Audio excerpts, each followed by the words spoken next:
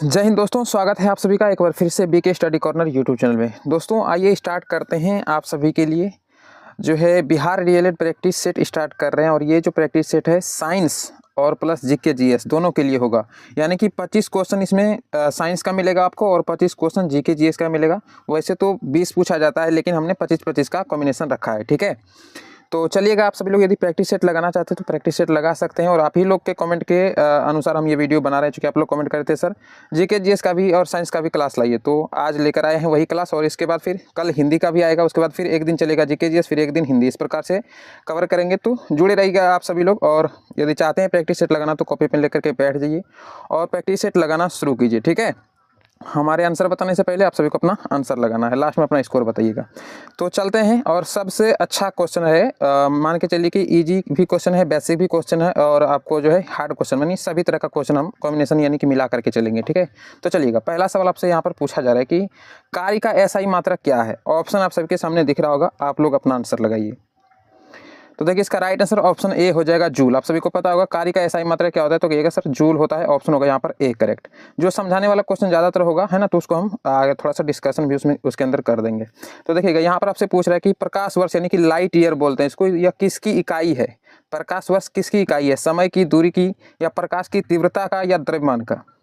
तो कहिएगा सर प्रकाश वर्ष, बहुत अच्छे से पढ़े हैं सर। दूरी का मात्रक होता है प्रकाश वर्ष, यानी कि एक वर्ष में प्रकाश के द्वारा तय की गई कुल दूरी जो होता है ना, वही होता है जो है प्रकाश वर्ष, उसको बोलते हैं। ये दूरी का जो है इकाई होता है। बी आपका यहाँ पर करेक्ट आंसर होगा। चलिएगा, अगला क्वेश्चन देख लेते हैं। इसको थोड़ा सा हम छोटा करते हैं सवाल को, ताकि आप सभी को पूरा दिख जाए। देखिए, यहाँ पर पूछ रहा है कि मनुष्य के शरीर का सामान्य तापमान कितना होता है। नॉर्मल टेम्परेचर कितना होता है मनुष्य के एक शरीर का, जो स्वस्थ शरीर है उसका हम बात कर रहे हैं, ठीक है। तो नॉर्मली कितना होता है, तो कहिएगा सर राइट आंसर हो जाएगा sir option B, 37 degree centigrade होता है, ठीक है। अगर फ़ारेनहाइट में पूछ लिया जाए तो फ़ारेनहाइट में कई बार पूछ लिया जाता है, तो याद रखिएगा ये होता है 98.6 डिग्री फ़ारेनहाइट, ठीक है। 98.6 डिग्री फ़ारेनहाइट यदि फ़ारेनहाइट में पूछे तब, नॉर्मली ये 37 डिग्री सेंटीग्रेड में यदि पूछे तब होता है। ऑप्शन होगा यहाँ पर आपका बी करेक्ट, ध्यान रखिएगा, ठीक है। चलिए अगला क्वेश्चन देख लेते हैं। यहाँ पर देखिए क्या पूछ रहा है कि ध्वनि की चाल अधिकतम किस में होती है। आपको बताना है कि ध्वनि की चाल सबसे अधिक किस में होगा, वायु में होगा, जल में होगा, इस्पात में होगा, या निर्वात में होगा। तो देखिए, इसका राइट आंसर हो जाएगा मेरे भाई ऑप्शन सी करेक्ट। क्या हो जाएगा मेरे भाई, इस्पात, यानी कि स्टील में। स्टील को ही इस्पात कहा जाता है हिंदी में, ठीक है। देखिए, ऐसे नॉर्मली कई बार पूछा जाता है कि जल में होगा, या गैस में होगा, या ठोस में होगा। तो सबसे ज़्यादा ठोस में होता है, लेकिन यहाँ पर ठोस का भी उदाहरण दे दिया गया, तो सबसे ज़्यादा इस्पात में होता है, ठीक है, स्टील में। सी यहाँ पर करेक्ट आंसर हो जाएगा किसका, ध्वनि की चाल, ठीक है, ध्यान रखिएगा।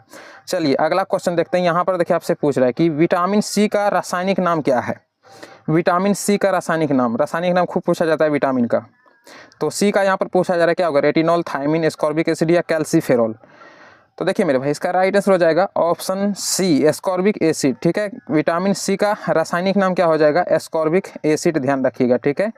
चलते हैं, ए को जो है रेटिनॉल बोला जाता है, तो B1 को थायमिन बोला जाता है। इस प्रकार से मैंने प्रैक्टिस सेट कराते रहेंगे, उसके अंतर्गत आप सभी को सारा बताते जाएंगे, ठीक है। अभी वो क्या हो जाएगा करेक्ट आंसर, क्या पूछा था, सी का एस्कॉर्बिक एसिड। अगला देखिए, हास्य गैस, यानी कि इसको हम लाफिंग गैस के नाम से भी जानते हैं। पूछा है कि इसका रासायनिक सूत्र क्या होता है। हास्य माने हंसाने वाली गैस, उसको आप ले लीजिएगा ना, इनहेल कर लीजिएगा अपने अंदर, तो आपको ऑटोमेटिक हंसी आएगा, इसलिए उसको लाफिंग गैस बोला जाता है, ठीक है। तो पूछ रहा है कि इसका रासायनिक सूत्र क्या है, तो नाइट्रस ऑक्साइड होता है मेरे भाई। ऑप्शन बी में दिख रहा होगा N2O, इसी को बोला जाता है नाइट्रस ऑक्साइड। क्या बोलते हैं मेरे भाई, नाइट्रस ऑक्साइड, ठीक है, नाइट्रस ऑक्साइड बोलते हैं। करेक्ट आंसर बी होगा, याद रखिएगा इसको। चलिए अगला क्वेश्चन देखते हैं, सवाल को थोड़ा सा छोटा करेंगे। यहाँ पर आपसे पूछ रहा है कि रक्त का थक्का जमाने में कौन सा विटामिन सहायक होता है, बताइएगा। ए, डी, ई, या फिर के। बहुत ही अच्छा सवाल है, राइट आंसर बताइएगा।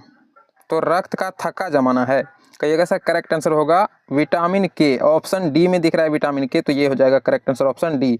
रक्त का थक्का मतलब क्या हो जाए, जैसे कि आपका बॉडी है, कहीं पे कट फट लग जाता है ना, कहीं पे खरोंच वगैरह आ जाता है, देखिएगा ब्लड निकलने लगता है, तो हमेशा ब्लड निकलते ही ना रहे, तो देखिए कुछ देर के बाद वो जम जाता है ना, तो जमने में सहायक कौन होता है, यही विटामिन के, ठीक है। चलिएगा अगला क्वेश्चन देखते हैं। यहाँ पर थोड़ा सा इसको हम बड़ा कर लेते हैं। देखिएगा, पूछ रहा है आपसे कि पेंसिल की जो लीड होती है वो किसकी बनी होती है। जो पेंसिल की लीड होती है वो किसकी बनी होती है, चारकोल, ग्रेफाइट, या कोयला, या जस्ता। तो आप लोग पेंसिल खूब चलाए होंगे मेरे भाई। इसका करेक्ट आंसर ऑप्शन बी होगा, कहिएगा सर ग्रेफाइट से बना हुआ होता है। और ये जो ग्रेफाइट है ये कार्बन का अपरूप है। किसका अपरूप है ये, कई बार ये भी पूछा जाता है, कार्बन का अपरूप किसको कहा जाता है, ग्रेफाइट को। और ये जो होता है मेरे भाई विद्युत का क्या होता है, तो कहिएगा सर विद्युत का होता है सुचालक। क्या होता है? सुचालक, यानी कि इसमें करंट पास हो सकता है मेरे भाई। ठीक है, तो दोनों यहाँ ये एक पॉइंट तो ये ध्यान रखिएगा और ये दोनों पॉइंट ध्यान रखिएगा। ठीक है, करेक्ट आंसर बी होगा। अगला क्वेश्चन देख लेते हैं, सवाल को वापस थोड़ा सा हम छोटा करते हैं। देखिएगा, पूछ रहा है कि वायुमंडल में सबसे अधिक कौन सी गैस पाई जाती है? जो हमारा वातावरण है इसमें सबसे ज़्यादा कौन सा गैस पाया जाता है? ऑक्सीजन, कार्बन डाइऑक्साइड, नाइट्रोजन या फिर हाइड्रोजन? तो कहिएगा सर वातावरण में सबसे ज़्यादा जो पाया जाता है वो नाइट्रोजन पाया जाता है। सर कितना पाया जाता है मेरे भाई? तो नाइट्रोजन पाया जाता है 78%। ठीक है, और यदि बात कर लिया जाए ऑक्सीजन का, तो ऑक्सीजन पाया जाता है 21%। कहीं कहीं पे 20.99 भी मिलता है। तो मान के चलिए कि कितना होता है ये 21%। ठीक है, ये ध्यान में रखना है। और बहुत एग्जाम में खूब पूछा जाता है कार्बन डाइऑक्साइड वाला, तो इसको भी याद रखिएगा, ये होता है 0.03%। अब ऑप्शन में कहीं कहीं पे 0.04% भी मिलने लगा है। ठीक है, तो दोनों पॉइंट को ध्यान रखिएगा। तो ऑप्शन में आपको कोई एक ही देगा तो वो लगा लिया, यदि 0.4 मिला तो 4 ही लगाइएगा। ठीक है, चलिए अगला क्वेश्चन देख लेते हैं। यहाँ पर देखिए क्या पूछ रहा है, आपसे पूछा गया कि दूध की शुद्धता किस यंत्र से मापी जाती है? बताइए, दूध की शुद्धता किस यंत्र से मापी जाती है? वैसे दोनों ऑप्शन में देगा नहीं, 0.3 और 0.4 एक ही देगा कोई। तो दूध की शुद्धता किससे मापी जाती है? कहिएगा सर लैक्टोमीटर हो जाएगा। तो कहाँ पे दिख रहा है मेरे भाई? ऑप्शन बी में दिख रहा है लैक्टोमीटर। करेक्ट आंसर हो जाएगा ऑप्शन बी। चलिए अगला क्वेश्चन देखते हैं। यहाँ पर देखिए क्या पूछ रहा है कि पायरिया रोग जो होता है वो शरीर के किस अंग को प्रभावित करता है? पायरिया सुनेंगे आप सभी लोग, आँख में, मसूड़े को, या फिर कान को, या फिर गला को। तो पायरिया जो होता है ना मेरे भाई, वो दांत में जो मसूड़ा होता है मसूड़े में लगता है, यानी मसूड़े से ब्लड आना शुरू हो जाता है, उसी को कहा जाता है पायरिया रोग। तो ये होता है कहाँ पे? मसूड़ा में। करेक्ट आंसर हो जाएगा बी, ध्यान रखिएगा। अगला क्वेश्चन पे चलते हैं। देखिए यहाँ पर आपसे पूछ रहा है कि पृथ्वी पर सबसे कठोर पदार्थ कौन सा है? यानी पूरी दुनिया में, है ना, पृथ्वी पर सबसे ज़्यादा कठोर पदार्थ कौन सा है? लोहा, हीरा, सोना या तांबा? तो देखिएगा इसका राइट आंसर हो जाएगा ऑप्शन बी। ध्यान रखिएगा क्या हो जाएगा? हीरा। हीरा को सबसे कठोर पदार्थ माना जाता है। और ये जो हीरा है ये भी कार्बन का ही अप्रूफ है, ये हो ध्यान रखिएगा। ठीक है, ग्रेफाइट क्या है? वो भी कार्बन का अप्रूफ है। हीरा क्या है? ये भी कार्बन का अप्रूफ है। ध्यान रखिएगा, ऑप्शन होगा बी करेक्ट। अगला क्वेश्चन देखिए, यहाँ पर आपसे पूछ रहा है कि आनुवांशिकता का पिता किसे कहा जाता है? बहुत पूछा जाता है एग्जाम में, आनुवांशिकता का पिता Darwin, Lamarck, Gregor, John Mendel या फिर अरस्तु? तो मेरे भाई करेक्ट आंसर क्या होगा? कहिएगा सर ऑप्शन होगा C correct. Gregor John Mendel को क्या कहा जाता है? आनुवांशिकता का पिता। मटर का पौधा सुने हैं ना, खूब फेमस है। मटर का पौधा का ही इस्तेमाल किया था आनुवांशिकता का पता लगाने के लिए, ग्रेगर जॉन मेंडल। ध्यान रखिएगा, ऑप्शन होगा सी करेक्ट। ईमानदारी से आप सभी लोग प्रैक्टिस सेट लगाइएगा, लास्ट में स्कोर बताना है आप सभी को। अगला क्वेश्चन देखिएगा, मछलियाँ किसकी सहायता से सांस लेती है? जो मछली वगैरह होती है वो किसकी सहायता से सांस लेता है? नाक, त्वचा, गलफड़ या फिर फेफड़ा?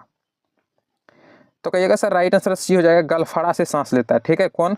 मछलियाँ। इंग्लिश में इसको गिल्स बोलते हैं, गिल्स। कई जगह पे आपको ऑप्शन में इस प्रकार से मिल जाएगा, हिंदी में ही गिल्स लिखा हुआ मिल जाएगा, तो ध्यान रखिएगा, ऑप्शन सी होगा करेक्ट। अगला देखिएगा, यहाँ पर आपसे पूछ रहा है कि सौर ऊर्जा को विद्युत ऊर्जा में कौन बदलता है? बताइए, सौर ऊर्जा को विद्युत ऊर्जा में कौन बदलता है? राइट आंसर मेरे भाई ऑप्शन होगा बी करेक्ट, है ना, सौर सेल बदलता है। सौर ऊर्जा को विद्युत ऊर्जा में सौर सेल बदलता है। ठीक है, ध्यान रखिएगा। देखिए सौर सेल को एक नाम और इसको दिया गया है, फोटो वोल्टिक सेल। क्या कहिएगा? गलत लिख दिए क्या? फोटो वोल्टिक सेल, ये ध्यान रखिएगा। ठीक है, इसको दो नाम से जाना जाता है, सौर सेल या फिर फोटो वोल्टिक सेल। सौर ऊर्जा को विद्युत ऊर्जा में ये बदलता है, बी होगा करेक्ट। अगला देखिएगा, यहाँ पर आपसे पूछ रहा है कि निकट दृष्टि दोष को दूर करने के लिए किस लेंस का उपयोग करिएगा आप? निकट दृष्टि दोष, उत्तल, अवतल, है ना, उत्तल, अवतल या फिर बेलनाकार या समतल? तो देखिएगा मेरे भाई यहाँ पे राइट आंसर ऑप्शन आपका बी हो जाएगा, अवतल। देखिए निकट दृष्टि दोष बोला गया ना, निकट दृष्टि दोष में क्या होता है? तो कहिएगा सर निकट दृष्टि दोष में दूर की वस्तु साफ नहीं दिखाई पड़ती है, माने दूर के वस्तु साफ नहीं दिखाई पड़ेगा तो उसको दूर दृष्टि बोलना चाहिए दोष, लेकिन दूर दृष्टि दोष ना बोलकर उसको निकट बोला जाता है, ये उल्टा चलता है। ठीक है, तो ये ध्यान रखिएगा। और निकट दृष्टि दोष को एक और नाम से जाना जाता है, कहिएगा क्या सर जी? तो मायोपिया, मायोपिया के नाम से जाना जाता है। अगर सवाल ऐसा पूछ लिया जाए कि मायोपिया को दूर करने के लिए किस लेंस का उपयोग करेंगे, तो तब भी आपका आंसर क्या होगा? कहिएगा सर अवतल होगा। करेक्ट आंसर बी होगा, ध्यान रखिएगा। चलिए अगला क्वेश्चन बहुत ही अच्छा क्वेश्चन है, पूछ रहा है आपसे कि रक्त जो आपका ब्लड होता है बॉडी में, उसका पीएच मान कितना होता है? 6.4, 4.8, 7.4 या 8.4? तो जो ब्लड का पीएच मान होता है ना, अच्छे से याद रखिएगा, 7.4 होता है ब्लड का पीएच मान। यानी क्या होता है? कहिएगा सर ये होता है पीएच स्केल, बीच में जो 0 होता है वो उदासीन होता है। इधर यदि हम बढ़ते जाएं तो वो बीच में 0 नहीं होता है, बीच में 7 होता है। 7 जो होता है वो उदासीन होता है, और 7 से कम 6, 5 जाएंगे तो वो कितना क्या हो जाएगा? अम्लीय, और इससे बढ़ेंगे तो क्या हो जाएगा? क्षारीय। ये भी समझ रहेंगे आप सभी लोग। ये कितना आपको दिखाई दे रहा है 7.4, कहिएगा सर 7 से कहीं ना कहीं तो ज़्यादा ही है ये, है ना, 7.4 है। तो इसका मतलब क्या है, हल्का ही क्षारीय है। क्या है, हल्का क्षारीय होता है, माने नमकीन लगेगा आपको। इसका स्वाद टेस्ट करिएगा ना ब्लड का तो थोड़ा नमकीन लगता है, ठीक है। करेक्ट आंसर सी होगा, ध्यान रखिएगा। चलिए अगला क्वेश्चन थोड़ा सा इसको छोटा करेंगे। यहाँ पर देखिए आपसे पूछ रहा है कि जो सफ़ेद रक्त कण है जिसको आप व्हाइट ब्लड सेल बोलते हैं, इसका मुख्य कार्य क्या है हमारे शरीर में। तो देखिए इसका राइट आंसर क्या हो जाएगा, कहिएगा sir. Correct answer option B होगा, रोगों से लड़ना, है ना। ये रोगों से लड़ता है। जैसे हमारे शरीर में कोई बाहरी बैक्टीरिया वगैरह, जीवाणु वगैरह, वायरस वगैरह आके प्रवेश कर जाता है, तो देखते हैं कभी सर्दी खांसी जुकाम वगैरह होता है, तो उसको खत्म करने के लिए या फिर उससे लड़ाई करने के लिए कौन जिम्मेदार है, तो कहिएगा सर व्हाइट ब्लड सेल। और इसीलिए इसको एक और नाम दिया गया है, शरीर का सैनिक। शरीर का सैनिक किसको कहा जाता है, तो यही व्हाइट ब्लड सेल को कहा जाता है। दोनों पॉइंट ध्यान रखिएगा, शरीर का सैनिक व्हाइट ब्लड सेल, रोगों से लड़ने में ये हमें मदद करता है। चलिए अगला क्वेश्चन देखते हैं इसको। यहाँ पर क्या पूछ रहा है कि लोहे पर जंग लगना किसका उदाहरण है, ऑक्सीकरण, अवकरण, बहुलीकरण या गैल्वेनीकरण। कहिएगा सर लोहे पर जंग लगना, ऑप्शन होगा ए करेक्ट, ऑक्सीकरण। लोहे पर जंग लगना ऑक्सीकरण है। इसमें होता क्या है, जैसे कि जो हमारा वायुमंडल है उसमें नमी वाला हवा होता है ना, नम जो हवा होता है जिसमें थोड़ा बहुत पानी का अंश होता है, और वो ऑक्सीजन जो हवा है, दोनों मिक्स करके जो है लोहे को क्या करता है, और लोहे के ऊपर जम जाता है और धीरे धीरे जंग लगना शुरू हो जाता है, उसी को कहा जाता है ऑक्सीकरण। तो ये ऑक्सीकरण अभिक्रिया के दौरान लगता है, ध्यान रखिएगा, ऑप्शन होगा ए करेक्ट। चलिए अगला क्वेश्चन समझते हैं, थोड़ा सा इसको छोटा करेंगे। यहाँ पर आपसे पूछ रहा है कि गाजर में कौन सा विटामिन प्रचुर मात्रा में मिलता है। प्रचुर मात्रा मतलब क्या हो गया कि अधिक मात्रा में। तो गाजर जो है उसमें अधिक मात्रा में कौन सा विटामिन मिलता है, सी, डी, ए या फिर बी। तो कहिएगा सर सबसे ज़्यादा जो मिलता है वो विटामिन ए मिलता है उसको खाने के बाद, है ना। तो करेक्ट आंसर क्या हो जाएगा, ऑप्शन सी। ध्यान रखिएगा ऑप्शन सी में दे रखा है विटामिन ए। ये ध्यान से लगाइए, कई बार ऑप्शन ए को ए में देगा तब तो ठीक है, लेकिन ए देख रहे हैं यहाँ पर ए को सी में आकर के रखा है। कहिएगा सर विटामिन ए होता है तो ए को लगा दीजिएगा। कई स्टूडेंट ऐसा गलती कर देता है जल्दीबाजी में, ठीक है। तो ये ध्यान रख के करिएगा, ऑप्शन ए सही नहीं होगा, यहाँ पर ऑप्शन सी होगा सही, क्योंकि विटामिन ए जो है वो सी में दे रखा है। चलिए अगला क्वेश्चन समझते हैं। देखिए यहाँ पर ही बहुत अच्छा सवाल है, पूछ रहा है कि विद्युत बल्ब जो होता है उसका फिलामेंट किस धातु का बना होता है, तांबा, लोहा, टंगस्टन या सीसा। तो राइट आंसर ऑप्शन सी हो जाएगा, टंगस्टन का बना होता है। ध्यान रखिएगा इसका गलनांक जो होता है वो सर्वाधिक होता है, इसलिए वो पिघलता जल्दी है नहीं, वो गलनांक उसका उच्च होता है। काफ़ी ज़्यादा ताप लगेगा तब जाकर के वो गलता है, इसलिए वो पिघलता बहुत कम है। तो टंगस्टन होगा करेक्ट आंसर। अगले सवाल पे चलते हैं। यहाँ पर देखिए आपसे क्या पूछ रहा है कि मधुमेह, जिसको कि आप डायबिटीज के नाम से भी जानते हैं, यह किसकी कमी से होता है, इंसुलिन, आयोडीन, हीमोग्लोबिन या विटामिन। तो मेरे भाई राइट आंसर ऑप्शन ए हो जाएगा, इंसुलिन की कमी से क्या होता है, कहिएगा सर मधुमेह होता है या डायबिटीज, इसी को बोलता है, इंसुलिन की कमी से होता है। अच्छा ये इंसुलिन कहाँ से स्रावित होता है, एग्जाम में ये भी क्वेश्चन पूछता है। तो अग्नाशय ग्रंथि से, कहाँ से, कहिएगा सर अग्नाशय ग्रंथि से, इसी को पैंक्रियाज ग्रंथि भी बोलते हैं। तो ये भी ध्यान रखिएगा, पैंक्रियाज या अग्नाशय ग्रंथि से इंसुलिन निकलता है, इसी की कमी से डायबिटीज होता है। करेक्ट आंसर ऑप्शन ए होगा। अगला सवाल देखिएगा, यहाँ पर आपसे पूछ रहा है कि आकाश का रंग हमें नीला क्यों दिखाई पड़ता है। आकाश यदि आप देखिएगा तो नीला दिखाई पड़ता है, वजह क्या है, परावर्तन, अपवर्तन, प्रकीर्णन या विवर्तन। मेरे भाई राइट आंसर हो जाएगा ऑप्शन सी, प्रकीर्णन के कारण। इसको डायरेक्ट याद रखिएगा, सी होगा आपका करेक्ट आंसर, ठीक है। अगला सवाल देखिएगा, यहाँ पर आपसे पूछा जा रहा है कि सबसे हल्का तत्व कौन सा है, सबसे हल्का तत्व, हीलियम, हाइड्रोजन, लिथियम या सोडियम। तो सबसे हल्का तत्व है हाइड्रोजन। ध्यान रखिएगा हाइड्रोजन का परमाणु संख्या क्या है, तो कहिएगा सर एक, संकेत क्या है इसका, H होता है, ठीक है, H होता है, परमाणु संख्या 1 होता है, सबसे हल्का तत्व है। अगला देखिएगा, यहाँ पर आपसे पूछ रहा है कि भूकंप की तीव्रता को मापने के लिए हम किस यंत्र का प्रयोग करते हैं। तो राइट आंसर ऑप्शन हो जाएगा बी, कहिएगा सर सिस्मोग्राफ का उपयोग किया जाता है भूकंप की तीव्रता को मापने के लिए। ये एक होता है रिक्टर स्केल, ये भी ध्यान रखिएगा, रिक्टर स्केल, ठीक है, रिक्टर स्केल या फिर सिस्मोग्राफ, दोनों से भूकंप की तीव्रता मापा जाता है। अगला क्वेश्चन देखिएगा, यहाँ पर क्या पूछ रहा है, तो यहाँ से आपका स्टार्ट हो रहा है जीके जीएस, है ना। 25 क्वेश्चन आपका हो गया उधर साइंस का, अब यहाँ से जीके जीएस स्टार्ट हो रहा है। तो बताइएगा बिहार दिवस कब मनाया जाता है। चूंकि बिहार डीएलएड है तो बिहार के बारे में जानना जरूरी है आप सभी को, तो बिहार से रिलेटेड भी जीके जीएस कराएंगे आप सभी को। तो देखिएगा 20 मार्च, 21 मार्च, 22 मार्च या 25 मार्च। कहिएगा सर बिहार दिवस जो है मनाया जाता है सर 22 मार्च को मनाया जाता है, 22 मार्च। और कब ये हुआ था, तो बंगाल से ये अलग हुआ था बिहार, कब, 1912 में, और इसकी स्थापना हुई थी। तो याद रखिएगा 22 मार्च को हर वर्ष मनाया जाता है बिहार दिवस। 1912 में बंगाल से जो है बिहार अलग हुआ था, ध्यान रखिएगा, ठीक है। चलिए अगला क्वेश्चन देखते हैं। यहाँ पर देखिए क्या पूछ रहा है। पूछ रहा है कि क्षेत्रफल की दृष्टि से बिहार भारत में कौन सा स्थान पर है? बताइए 11वां, 12वां, 13वां या 15वां। तो मेरे भाई राइट आंसर हो जाएगा, कहिएगा सर 12वां स्थान है। पूरे भारत में क्षेत्रफल की दृष्टि से बिहार का स्थान क्या है? तो कहिएगा सर 12वां स्थान है। करेक्ट आंसर बी होगा। अगले सवाल पे बढ़िए। यहाँ पर देखिए पूछ रहा है कि जालियांवाला बाग जो हत्याकांड है ये कहाँ पर हुआ था? तो राइट आंसर हो जाएगा ऑप्शन ए, अमृतसर में हुआ था मेरे भाई। और कब हुआ था? तो डेट भी कई बार पूछा जाता है, 13 अप्रैल 1919 में। 13 अप्रैल 1919 को होता है जालियांवाला बाग हत्याकांड। अमृतसर पंजाब में पड़ता है, ये भी ध्यान रखिएगा। अगला क्वेश्चन देखिएगा मेरे भाई। यहाँ पर पूछ रहा है कि बिहार का राजकीय वृक्ष क्या है? राइट आंसर हो जाएगा ऑप्शन बी, ध्यान रखिएगा, पीपल जो है वो बिहार का राजकीय वृक्ष माना जाता है। ठीक है, तो चलते हैं अगले क्वेश्चन पे। यहाँ पर देखिए पूछ रहा है आपसे कि महात्मा बुद्ध को ज्ञान की प्राप्ति कहाँ हुई थी? बहुत ही अच्छा सवाल है, बताइएगा। सारनाथ, बोधगया, लुम्बिनी या कुशीनगर। कहिएगा सर महात्मा बुद्ध को ज्ञान की प्राप्ति, करेक्ट आंसर सर बी होगा, बोधगया में हुआ था। कहाँ पे हुआ था? बोधगया में। अच्छा, कौन नदी के तट पर पूछ लिया जाए तब क्या कहिएगा?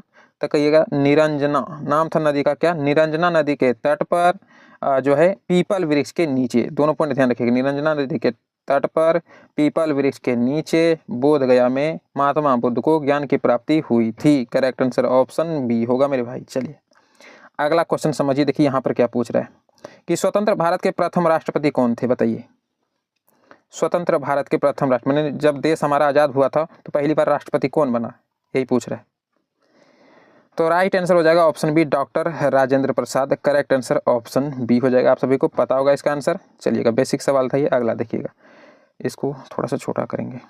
देखिएगा यहाँ पर आपसे पूछ रहा है कि भारत का सबसे पुराना विश्वविद्यालय कौन सा है? बताइए, विक्रमशिला, तक्षशिला, नालंदा या वल्लभी। तो भारत का सबसे पुराना विश्वविद्यालय है मेरे भाई नालंदा विश्वविद्यालय। ठीक है, करेक्ट आंसर क्या हो जाएगा? कहिएगा सर सी करेक्ट होगा। अच्छा, इसकी स्थापना किसने किया था? ये भी पूछा जाता है एग्जाम में, तो ध्यान रखिएगा। कुमारगुप्त प्रथम। कुमारगुप्त कौन? तो कहिएगा सर कुमारगुप्त प्रथम ने इसकी स्थापना किया था, है ना, वहीं इसी ने बनवाया था। करेक्ट आंसर सी होगा, ध्यान रखिएगा। अगला क्वेश्चन देख लेते हैं।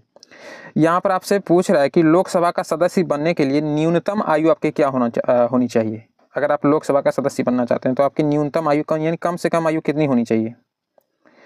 तो देखिए इसका राइट आंसर हो जाएगा ऑप्शन सी, ध्यान रखिएगा, 25 वर्ष होना चाहिए लोकसभा सदस्य बनने के लिए। और यदि पूछ लिया जाए आपसे कि राज्यसभा सदस्य बनने के लिए तब होता है 30 वर्ष न्यूनतम आयु। दोनों पॉइंट ध्यान रखिएगा, यदि लोकसभा पूछे तो 25 वर्ष और राज्यसभा पूछे तो 30 वर्ष।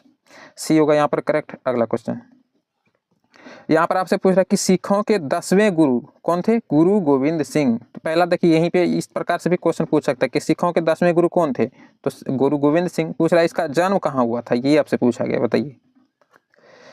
तो मेरे भाई राइट आंसर होगा ऑप्शन बी, पटना साहिब में हुआ था। ध्यान रखिएगा, गुरु गोविंद सिंह का जन्म पटना साहिब में। अच्छा, कब हुआ था अगर ये पूछा जाए तब, तो ये ध्यान रखिएगा 1966 में हुआ था, पटना के पटना साहिब में। ठीक है, करेक्ट आंसर होगा बी। अगले क्वेश्चन पर चलते हैं।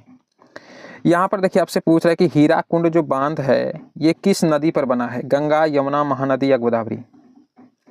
तो चलिएगा इसका राइट आंसर हो जाएगा ऑप्शन सी, महानदी। अच्छा, ये हीराकुंड डैम है कहाँ पर? तो ये ध्यान रखिएगा उड़ीसा में है। कहाँ पर है मेरे भाई? तो उड़ीसा में है। दोनों पॉइंट को ध्यान रखिएगा। हीराकुंड डैम कहाँ पर है? उड़ीसा में। किस नदी पर बना है? महानदी पर। करेक्ट आंसर ऑप्शन सी हो जाएगा, ध्यान रखिएगा।